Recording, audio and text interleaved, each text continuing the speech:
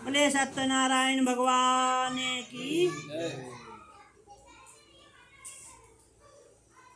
एक समय नैमिषारण्य तीर्थ में शौनकादि 88,000 ऋषियों ने श्री सूत जी से पूछा, हे प्रभु, इस कलयुग में वेद विद्या रहित मनुष्यों को प्रभु भक्ति किस प्रकार मिलेगी तथा उनका उद्धार कैसे होगा। इसलिए हे मुनि श्रेष्ठ, कोई ऐसा व्रत कहिए जिससे थोड़े समय में पुण्य प्राप्त होवे तथा मनवांछित फल मिले। ऐसी कथा सुनने की हमारी इच्छा है। सर्वशास्त्र ज्ञाता सूत जी बोले, हे वैष्णवों, मैं पूज्य आप सब ने सर्व प्राणियों के हित की बात पूछी है। अब मैं उस श्रेष्ठ व्रत को आप लोगों से कहूँगा जिस व्रत को नारद जी ने लक्ष्मी नारायण भगवान से पूछा था। एक समय योगी राज नारद जी दूसरों के हित की इच्छा से अनेक लोकों में घूमते हुए मृत्यु लोक में आ पहुँचे और वहाँ बहुत सी योनियों में जन्मे हुए प्रायः सभी मनुष्यों को अपने कर्मों के द्वारा अनेक दुखों से पीड़ित देखकर सोचा कि किस यत्न के करने से निश्चय ही इनके दुखों का नाश हो सकेगा। नारद ऐसा मन में सोचकर विष्णु लोक को गए। वहाँ श्वेत वर्ण और 4 भुजाओं वाले देवों के इस नारायण को देखकर, जिनके हाथों में शंख चक्र गदा और पद्म थे तथा वरमाला पहने हुए थे, देखकर स्तुति करने लगे। हे भगवान, आप अत्यंत शक्ति से संपन्न हैं। मन तथा वाणी भी आपको नहीं पा सकती। आपका आदि मध्य और अंत नहीं है। निर्गुण स्वरूप सृष्टि के कारण भूत व भक्तों के दुखों को नष्ट करने वाले हो। आपको मेरा नमस्कार है। नारद जी से इस प्रकार की स्तुति सुनकर विष्णु भगवान बोले, हे मुनि श्रेष्ठ, आपके मन में क्या है? आपका यहाँ किस काम के लिए आगमन हुआ है? निसंकोच कहो। तब नारद मुनि बोले, मृत्यु लोक में सब मनुष्य जो अनेक योनियों में पैदा हुए हैं, अपने कर्मों के द्वारा अनेक प्रकार के दुखों से दुखी हो रहे हैं। हे नाथ, मुझ पर दया रखते हो तो बतलाइए कि उन मनुष्यों का सब दुख थोड़े ही प्रयत्न से कैसे दूर हो सकते हैं। हे श्री भगवान जी बोले, हे नारद, मनुष्यों की भलाई के लिए तुमने बहुत अच्छी बात पूछी है। जिस व्रत के करने से मनुष्य मोह से छूट जाता है, मैं वह कहता हूँ, सुनो। बहुत पुण्य देने वाला, स्वर्ग तथा मनुष्य लोक दोनों में दुर्लभ एक उत्तम व्रत है। आज मैं प्रेम बस होकर तुमसे कहता हूँ। सत्यनारायण का यह व्रत अच्छी तरह विधान पूर्वक करके मनुष्य तुरंत ही यहाँ सुख भोग कर मरने पर मोक्ष को प्राप्त होता है।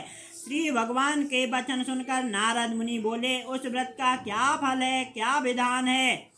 किसने यह व्रत किया है और किस दिन यह व्रत करना चाहिए? विस्तार से बतलाइए। भगवान बोले, दुख शोक आदि को दूर करने वाला, धन धान्य को बढ़ाने वाला, सौभाग्य तथा संतान को देने वाला यह व्रत सब स्थानों पर विजयी करने वाला है। भक्ति और श्रद्धा के साथ किसी भी दिन मनुष्य श्री सत्यनारायण भगवान की शाम के समय ब्राह्मणों और बंधुओं बांधवों के साथ धर्म परायण होकर पूजा करे। भक्ति भाव से नैवेद्य केले, खम्ब, घी, दूध और गेहूं का चूर्ण सवाया लेवे। गेहूं के अभाव में साठी का चूर्ण, शक्कर तथा गुड़ ले और संरक्षण योग्य पदार्थ जमा करके भगवान को अर्पण कर देवे तथा बंधुओं सहित ब्राह्मणों को भोजन करावे। पश्चात स्वयं भोजन करे। नृत्य गीत आदि का आचरण कर सत्यनारायण भगवान को स्मरण करते हुए समय व्यतीत करे। इस तरह व्रत करने पर मनुष्यों की इच्छा निश्चय ही पूरी होती है। विशेषकर कलिकाल में भूमि पर यही मोक्ष का सरल उपाय है। बोलिए सत्यनारायण भगवान की जय। घंटी बजाओ थोड़ी सी, बजा दो एक बार।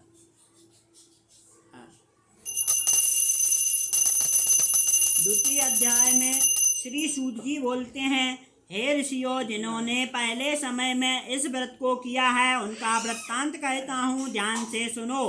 सुंदर काशीपुरी नगर में अति निर्धन ब्राह्मण रहता था। वह भूख और प्यास से बेचैन हुआ नित्य पृथ्वी पर घूमता था। ब्राह्मणों से प्रेम करने वाले भगवान ने ब्राह्मण को दुखी देखकर बूढ़े ब्राह्मण का रूप धर कर उसके पास जा आदर के साथ पूछा, हे विप्र, नित्य दुखी हुआ पृथ्वी पर क्यों घूमता है? हे श्रेष्ठ ब्राह्मण, यह सब मुझसे कहो, मैं सुनना चाहता हूँ। ब्राह्मण बोला, मैं बहुत निर्धन ब्राह्मण हूँ, भिक्षा के लिए पृथ्वी पर फिरता हूँ। हे भगवान, यदि आप इसका उपाय जानते हो तो कृपा कर कहो। वृद्ध ब्राह्मण बोला कि सत्यनारायण भगवान मनवांछित फल को देने वाले हैं, इसलिए हे ब्राह्मण तू उनका पूजन कर, जिसके करने से मनुष्य सब दुखों से मुक्त होता है। ब्राह्मण को व्रत का सारा विधान बतलाकर बूढ़े ब्राह्मण का रूप धारण करने वाले सत्यनारायण भगवान अंतर ध्यान हो गए। जिस व्रत को वृद्ध ब्राह्मण ने बतलाया है मैं उसको अवश्य करूँगा। यह निश्चय करने पर उस ब्राह्मण को नींद भी नहीं आई और वह सवेरे ही उठ सत्यनारायण भगवान के व्रत का निश्चय कर भिक्षा के लिए चला। उस दिन उसको भिक्षा में बहुत सा धन मिला, जिससे बंधुओं बांधवों के साथ सत्यनारायण भगवान का व्रत किया। उसके करने से वह ब्राह्मण सब दुखों से छूटकर अनेक प्रकार की संपत्तियों से युक्त हुआ और उस समय से वह ब्राह्मण हर मास व्रत करने लगा। इस तरह सत्यनारायण भगवान के व्रत को जो करेगा सब पापों से छूटकर मोक्ष को प्राप्त होगा। आगे जो पृथ्वी पर सत्यनारायण भगवान के व्रत को करेगा वह मनुष्य सब दुखों से छूट जाएगा। इस तरह नारद जी ने सत्यनारायण भगवान का कहा हुआ यह व्रत तुमसे कहा। हे विप्र, अब मैं और क्या कहूँ। ऋषि बोले, हे मुनीश्वर, संसार में इस ब्राह्मण से सुनकर किस किसने इस व्रत को किया, हम वह सब सुनना चाहते हैं। इसके लिए हमारे मन में श्रद्धा है। सूत जी बोले, हे मुनियों, जिसने इस व्रत को किया है वह सब सुनो। एक समय वह ब्राह्मण धन और ऐश्वर्य के अनुसार बंधुओं बांधवों के साथ व्रत करने को तैयार हुआ। उसी समय लकड़ी बेचने वाला एक बूढ़ा आदमी आया और बाहर लकड़ियों को रखकर ब्राह्मण के मकान में गया। प्यास से दुखी लकड़हारा उनको व्रत करते देखकर ब्राह्मण को नमस्कार करके पूछने लगा कि यह आप क्या कर रहे हैं और इसके करने से क्या फल मिलता है, कृपा करके मुझसे कहो। ब्राह्मण ने कहा, सब मनोकामनाओं को पूरा करने वाला सत्यनारायण भगवान का व्रत है। इसकी कृपा से मेरे यहाँ धन धान्य आदि की वृद्धि हुई है। ब्राह्मण से व्रत के बारे में जानकर लकड़हारा बहुत प्रसन्न हुआ। चरणामृत ले और प्रसाद खाने के बाद अपने घर को आया। लकड़हारे ने मन में इस प्रकार का संकल्प किया कि आज ग्राम में लकड़ी बेचने से जो धन मिलेगा उसी से सत्यनारायण भगवान का उत्तम व्रत करूंगा। यह मन में विचार कर बूढ़ा लकड़हारा लकड़ियां अपने सिर पर रखकर जिस नगर में धनवान लोग रहते थे वह ऐसे सुंदर नगर में गया। उस दिन बूढ़े को उन लकड़ियों का दाम पहले दिनों से चौगुना मिला। तब वह बूढ़ा लकड़हारा दाम ले और अति प्रसन्न होकर पक्के केले, फली, शक्कर, घी, दूध, दही और गेहूं का चूर्ण इत्यादि सत्यनारायण भगवान की व्रत की सामग्री को लेकर के अपने घर गया। फिर उसने अपने भाइयों को बुलाकर विधि के साथ भगवान जी का पूजन किया, व्रत किया। उस व्रत के प्रभाव से बूढ़ा लकड़हारा धन धान्य आदि से युक्त हुआ और संसार के समस्त सुख भोग कर बैकुंठ को चला गया। रे सत्यनारायण भगवान की बजाओ घंटी। तृतीय अध्याय में श्री सूत जी बोलते हैं, हे श्रेष्ठ मुनियों, अब आगे की कथा कहता हूँ, सुनो। पहले समय में उल्कामुख नाम का एक बुद्धिमान राजा था। वह सत्यवक्ता और जितेंद्रिय था। प्रतिदिन देव स्थानों में जाता तथा गरीबों को धन देकर उनके कष्ट दूर करता था। उसकी पत्नी कमल के समान मुख वाली और सती साध्वी थी। भद्रशिला नदी के तट पर उन दोनों ने सत्यनारायण भगवान का व्रत किया। उस समय वहाँ एक साधु वैश्य आया। उसके पास व्यापार के लिए बहुत सा धन था। वह नाव को किनारे पर ठहरा कर राजा के पास गया और राजा को व्रत करते हुए देखकर विनय के साथ पूछने लगा, हे राजन, भक्ति युक्त चित्त से यह आप क्या कर रहे हैं, मेरी सुनने की इच्छा है, सो यह आप मुझे बतलाइए। राजा बोला, हे साधु, अपने बंधुओं के साथ पुत्रादि की प्राप्ति के लिए यह महाशक्तिमान सत्यनारायण भगवान का व्रत व पूजन किया जा रहा है। राजा के वचन सुनकर साधु आदर के साथ बोला, हे राजन, मुझसे इसका सब विधान कहो, मैं भी आपके कथा अनुसार इस व्रत को करूँगा। मेरे भी कोई संतान नहीं है और इससे निश्चय ही होगी। राजा से सब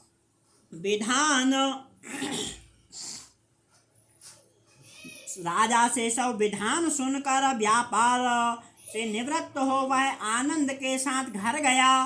साधु ने अपनी स्त्री को संतान देने वाला उस व्रत का समाचार सुनाया और कहा कि जब मेरे संतान होगी तब मैं इस व्रत को करूँगा। साधु ने ऐसे वचन अपनी स्त्री लीलावती से कहे।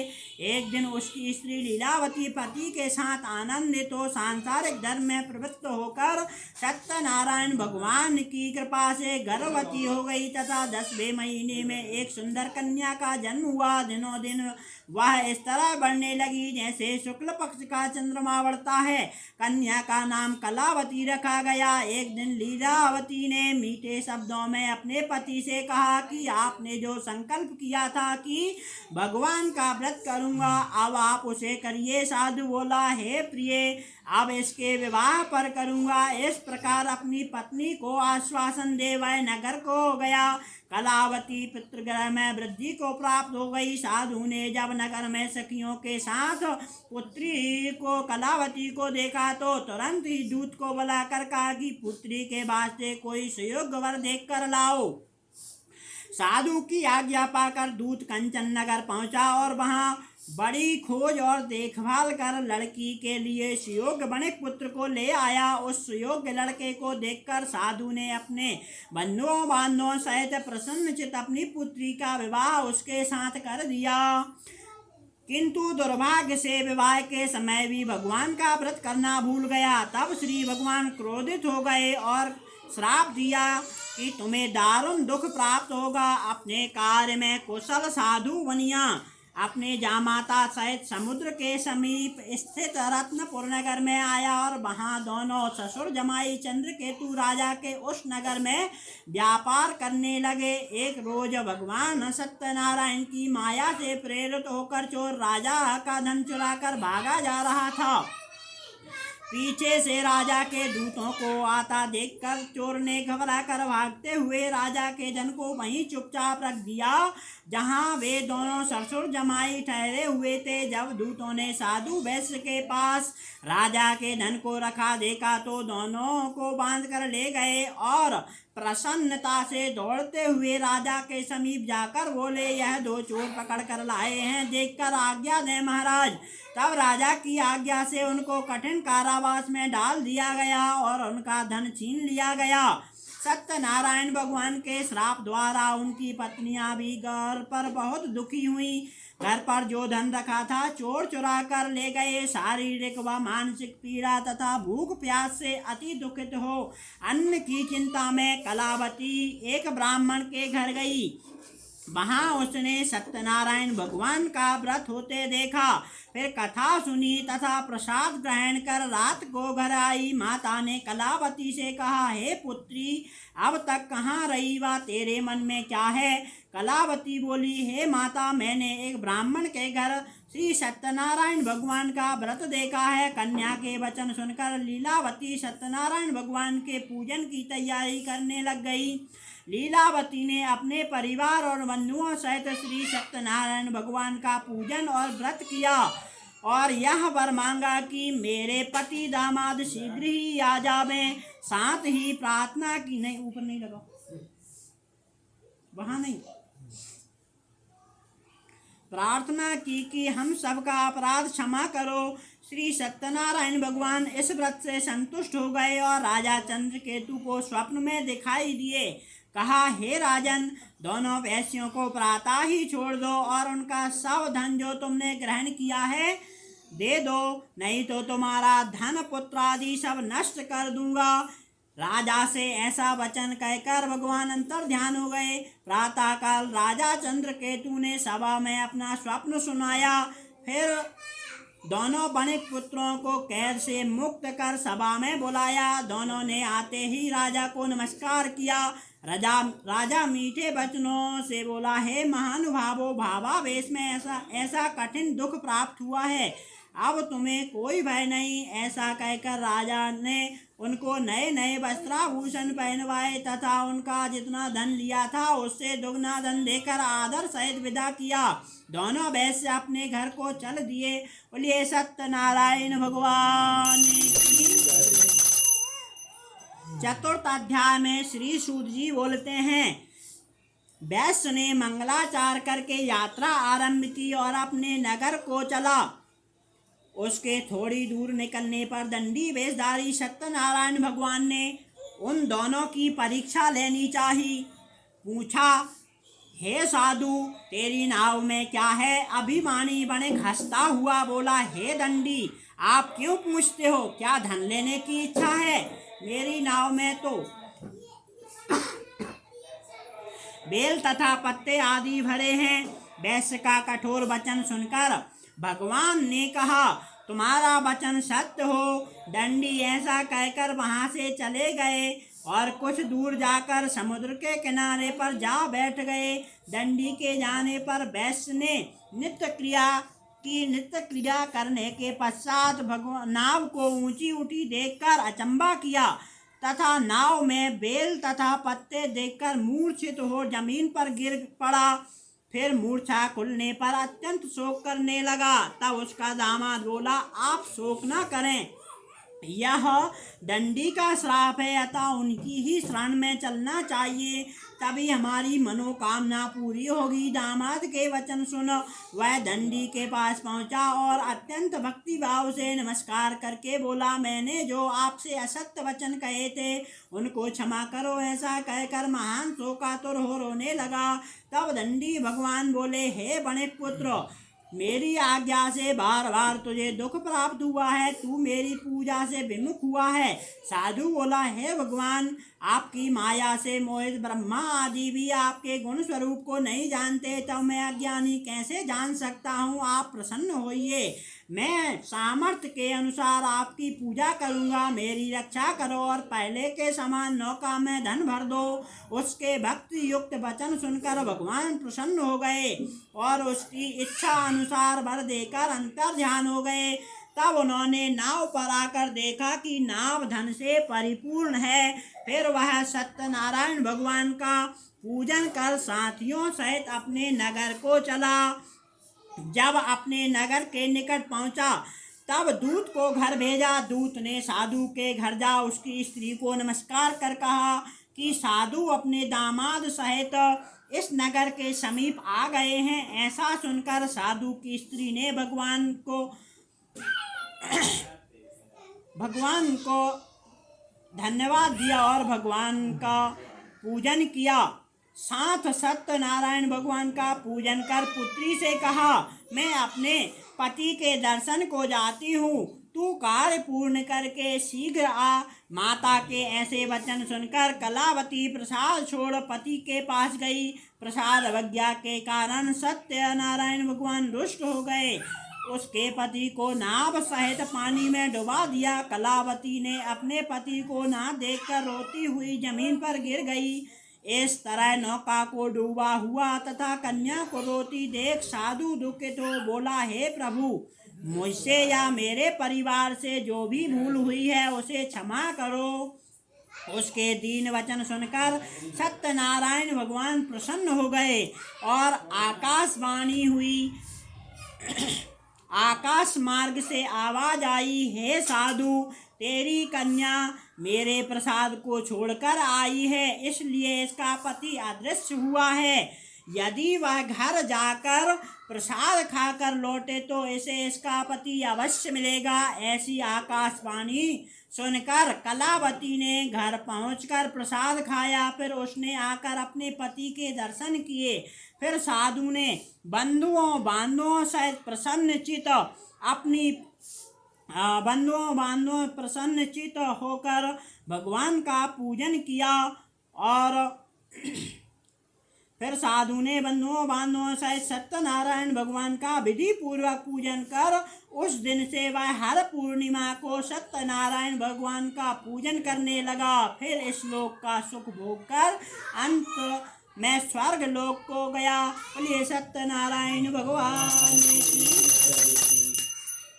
पंचम अध्याय में श्री सूत जी बोलते हैं, हे ऋषियों, मैं और भी कथा कहता हूँ, सुनो। प्रजापालन में नीलत्वंगध्वज नाम का एक राजा था। उसने भी भगवान का प्रसाद त्याग कर बहुत दुख पाया। एक समय वन में जाकर वन्य पशुओं को मार बड़ के पेड़ के नीचे आया। वहां उसने ग्वालों को भक्ति भाव से बांधवों सहित सत्यनारायण भगवान जी का पूजन करते देखा। राजा देखकर भी अभिमानवश वहां नहीं गया और ना ही नमस्कार किया। जब ग्वालों ने भगवान का प्रसाद उसके सामने रखा तो वह प्रसाद त्याग कर अपनी सुंदर नगरी को चला गया।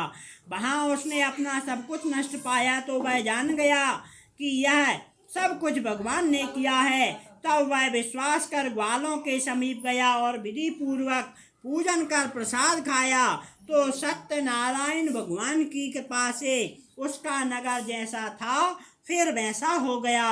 फिर दीर्घ काल तक सुख भोग कर मरने पर स्वर्ग लोक को गया। जो मनुष्य इस परम दुर्लभ व्रत को करेगा भगवान की कृपा से उसे धन धान्य की प्राप्ति होगी। निर्धन धनी हो जाएगा, बंदी बंधन से मुक्त हो जाएगा और निर्भय हो जाएगा। संतानहीन को संतान प्राप्त होगी तथा सब मनोरथ पूर्ण होकर अंत में वैकुंठ धाम जाएगा। जिन्होंने पहले इस व्रत को किया है उनके दूसरे जन्म की कथा कहता हूँ। वृद्ध शतानंद ब्राह्मण ने सुदामा का जन्म लेकर मोक्ष पाया। उल्कामुख नाम का राजा दशरथ होकर वैकुंठ को चला प्राप्त हुआ। साधु नाम के वैश्य ने मोरध्वज राजा बनकर अपने पुत्र को आरे से चीरकर मोक्ष को प्राप्त किया। महाराजा त्वंगध्वज ने स्वयंभू होकर यज्ञ अनुष्ठान इत्यादि कर्म करके भगवान में भक्ति युक्त कर्म करके मोक्ष प्राप्त किया। बोलिए सत्यनारायण भगवान की।